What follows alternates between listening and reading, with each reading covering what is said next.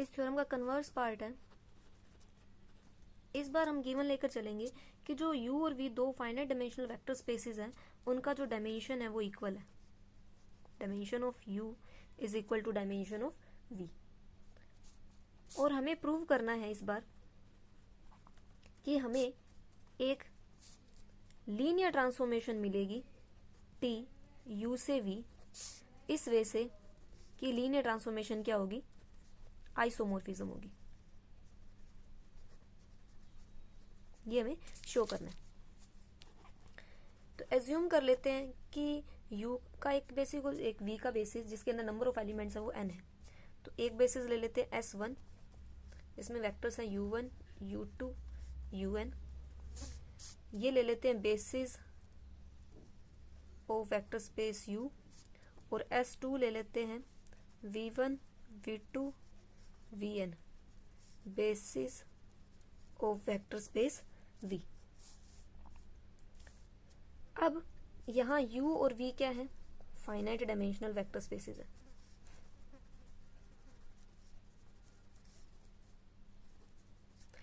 तो यहाँ हम एक थ्योरम का रिजल्ट यूज करेंगे। एक थ्योरम थी कि अगर आपको एक vector space finite dimensional vector space given है और उसका एक बेसिस आपको पता है, और दूसरे वेक्टर स्पेसेस के आपको वेक्टर्स का पता है जिसमें n वेक्टर्स हैं, तो उस केस के अंदर आपको इनके बीच में एक लीनियर ट्रांसफॉर्मेशन मिलेगी t, इस वे से कि t ऑफ ui क्या होगा, t ऑफ ui इक्वल होगा vi के। मीन इस वेक्टर स्पेस u के बेसिस के वेक्टर्स के ऊपर जब t अप्लाई करोगे तो आंसर क्या आएगा, इस v के वेक्टर के इक्वल आएगा। ये थ्योरम का रिजल्ट है। तो इसका मतलब हमें एक लीनियर ट्रांसफॉर्मेशन t तो मिल गई। अब इस लीनियर ट्रांसफॉर्मेशन को आइसोमॉर्फिज्म प्रूव करने के लिए हमें इसे 1-1 और 1-2 प्रूव करना पड़ेगा। पर इससे पहले हमें ये चेक करना है कि u के वेक्टर के ऊपर जब हम t अप्लाई करेंगे तो क्या आंसर v का वेक्टर आएगा एक। तो इसके लिए हम u कोई वेक्टर ले लेते हैं, u का। u का वेक्टर है, u का बेसिस दे रखा है S1, तो u को हम लिख सकते हैं n वेक्टर्स के लीनियर कॉम्बिनेशन में। Mean a1 u1 plus a2 u2 up to an un, जहां ये ai's क्या हैं, फील्ड के एलिमेंट्स हैं। अब दोनों तरफ t अप्लाई कर देते हैं, तो t ऑफ u, इनके ऊपर t अप्लाई करेंगे तो ये वैल्यू बन जाएगी a1 t of u1 plus a2 t of u2 up to an t of un by definition of linear transformation, क्योंकि t एक लीनियर ट्रांसफॉर्मेशन मिली थी। और t ऑफ u1 यहाँ से इस से रिजल्ट से t ऑफ u1 इक्वल होगा v1 के, तो मतलब a1 v1 plus a2 v2 up to an vn। अब हमें पता है कि v1 v2 vn ये क्या है, इस S2 सेट के वेक्टर्स हैं और ये इनका लीनियर कॉम्बिनेशन हो गया। और v का ये बेसिस दे रखा है, तो v के बेसिस के वेक्टर्स का जो लीनियर कॉम्बिनेशन है वो v का ही वेक्टर होता है। मीन ये बिलोंग कर जाएगा v में, और जो कि इक्वल है t ऑफ u के, तो t ऑफ u भी आ जाएगा v में। मीन जब कभी भी आप u से कोई वेक्टर चूज करेंगे तो उसकी इमेज अंडर t क्या आएगी, इस v का ही एक एलिमेंट आएगी। अब हमें ये शो करना है कि जो ये t लीनियर ट्रांसफॉर्मेशन है वो 1-1 भी होगी और ऑन-टू भी होगी। तो सबसे पहले चेक करते हैं कि t 1-1 है या नहीं है। तो 1-1 कब होगी, अब यहाँ हम इस u वेक्टर स्पेस के कोई दो वेक्टर्स की इमेज इक्वल लेकर चलेंगे। अगर लास्ट में वो वेक्टर्स भी इक्वल आ जाते हैं तो t 1-1 हो जाएगी। तो let u and u dash belongs to u such that t of u is equal to t of u dash. अब यहाँ u है वो वेक्टर स्पेस u का वेक्टर है, और u का बेसिस हमें S1 गिवन है, तो u को हम लिख सकते हैं S1 के वेक्टर्स के linear combination. Mean a1 u1 plus a2 u2 up to an un। Similarly u dash भी u का एलिमेंट है, तो इसे भी लिख सकते हैं a1 dash u1 plus a2 dash u2 up to an dash un। तो by definition of linear transformation इसे लिख सकते हैं a1 t of u1 plus a2 t of u2 plus up to an t of un is equal to, इसे भी लिख सकते हैं a1 dash t of u1 plus a2 dash t of u2 up to an dash t of u1।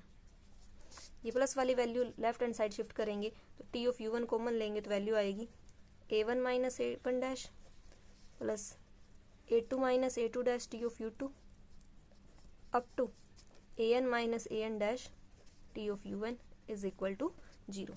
और ये linear combination बन गया of vectors of set S2। S2 V का बेसिस है और उसके क्यों बना, क्योंकि टी ऑफ U1 को हम क्या लिख सकते हैं V1, यहाँ पे आ जाएगा A1 minus A1 dash V1 plus A2 minus A2 dash आ जाएगा V2 up to AN minus AN dash आ जाएगा VN इक्वल टू 0। तो एक तरह से क्या हो गया, ये S2 सेट के वेक्टर्स का लीनियर कॉम्बिनेशन हो गया जो कि 0 के बराबर है, और S2 सेट है वो V का बेसिस है। इसका मतलब जब भी इसके वेक्टर्स का लीनियर कॉम्बिनेशन 0 के इक्वल होगा तो वेक्टर्स, तो जो स्केलर्स है वो 0 के इक्वल होंगे। Mean A1 minus A1 dash भी 0 होगा, B1 माइनस B1 डैश भी 0 होगा, अब sorry A2 minus A2 dash भी 0 होगा, up to AN minus AN dash भी 0 होगा।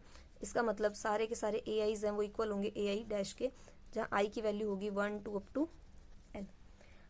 अगर ये A1 A1 डैश के इक्वल है, A2 A2 डैश के इक्वल है, A3 A3 डैश के इक्वल है, तो यहाँ हम कह सकते हैं जो U था वो था A1 U1 plus A2 U2 up to AN UN, और U डैश था वो इक्वल था A1 dash U1 plus A2 dash U2 up to AN dash UN। इन सभी की वेक्टर्स स्केलर्स की वैल्यू A1 A2 AN के इक्वल लिख सकते हैं रिस्पेक्टिवली, तो U डैश भी बन जाएगा A1 U1 plus A2 U2 up to AN UN। तो इसका मतलब ये दोनों इक्वल आ जाएंगे। इमेजेस इक्वल लेकर चले थे T के अंदर, और ये वेक्टर्स भी इक्वल आ गए, मीन T इज 1 1। अब ऑन टू चेक करना है T को, T is onto. T जो लीनियर ट्रांसफॉर्मेशन वो है U से V। ऑन टू कब होगी, जब V के हर एक एलिमेंट वेक्टर की U के अंदर कम से कम एक प्री इमेज तो जरूर मिले। तो इसके लिए हम V का एक आर्बिट्रेरी एलिमेंट ले लेते हैं V, और V का हमें बेसिस गिवन है S2, तो V को हम लिख सकते हैं linear combination of vectors V1 V2 up to Vn, mean B1 V1 plus B2 V2 up to Bn Vn। V1 को लिख सकते हैं U1 T of U1, V2 को लिख सकते हैं T ऑफ U2, क्योंकि पीछे T ऑफ UI इक्वल था VI के, अप टू Vn को लिख सकते हैं T ऑफ UN, और T एक लीनियर ट्रांसफॉर्मेशन है तो इसे हम लिख सकते हैं T of B1 U1 plus T of B2 U2 up to T of Bn UN। Again linear transformation का रिजल्ट अप्लाई करेंगे, इसे लिख सकते हैं T of B1 U1 plus B2 U2 up to Bn UN। ये लिख सकते हैं, इसे हम अपनी तरफ से U मान लेते हैं, तो V is equal to T of U। ये linear combination of vectors of S1 set है, और S1 सेट क्या दे रखा है, U का बेसिस दे रखा है, मीन ये भी एक U का वेक्टर होगा, उसे नया नाम दे दिया U। मीन आपको इस V के कोरस्पॉन्ड इस डोमेन U के अंदर एक वेक्टर ऐसा जरूर मिल रहा है कि T of U is equal to V, mean U है वो V की प्री इमेज हो जाएगी।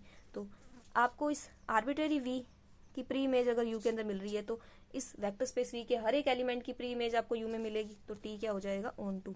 तो T 1 1 भी हो गया, ऑन टू भी हो गया, लीनियर ट्रांसफॉर्मेशन तो पहले से ही है। इसका मतलब जो T लीनियर ट्रांसफॉर्मेशन है वो आइसोमॉर्फिक हो जाएगी, आइसोमॉर्फिज्म हो जाएगी, और ये दोनों वेक्टर स्पेस है वो आइसोमॉर्फिक हो जाएंगे। तो इस वजह से ये थ्योरम करनी थी।